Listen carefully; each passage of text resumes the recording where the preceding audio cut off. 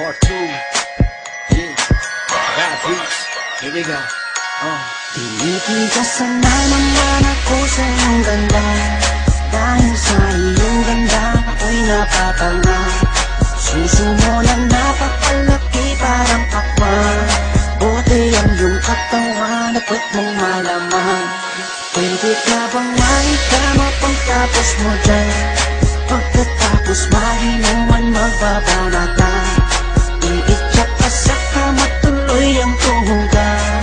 Para kang tinapay, pipi ko ang palaman. Tinitigasan. Pag dumadaan ka sa aking harapan, di ko malaman kung paano pakakalagan aking nararamdaman. Dami ko ng dahilan, di ko malaman kung paano papakawalan ang pinakamatigas na burat sa Pilipinas pati na sa Asya. Tinalo ko pa ang punong nara, kaya naman hindi ito magkasya. Sa puking ina mo, napakaganda ng pagkakagawa sa'yo. Dahil mga mata mo nabigani sa iyo, kapakita ko lang naman na tinigas ng lapo. Ay, miss, oo nga pala, nananaginip ako na nakahubad ka na sa kama ko. Magpapatuho ka na ba? Naninigas na to, di ito ma-explica. Tinitigasan na naman ako sa iyong ganda. Dahil sa iyong ganda ako'y napatanga. Suso mo na napakalaki parang pakwan. Buti ang iyong katawan at puwet mong malaman. Pwede ka bang maikama pagtapos mo dyan? Pagkatapos mainuman magbabanata. Iitsak ka sa kama tuloy ang tuhugan.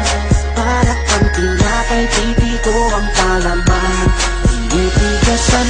Yan ang gusto ko sa Pilipina. Napapadala ako sa mga ngiti niya, sa mga binti niya, napakaputi niya, na parang artista, sana magpatira.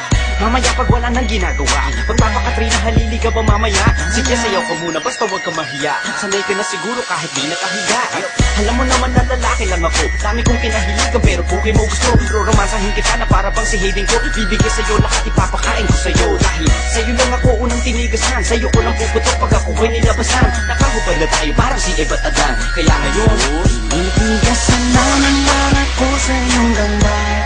Dahil sa iyong ganda ako'y napatanga.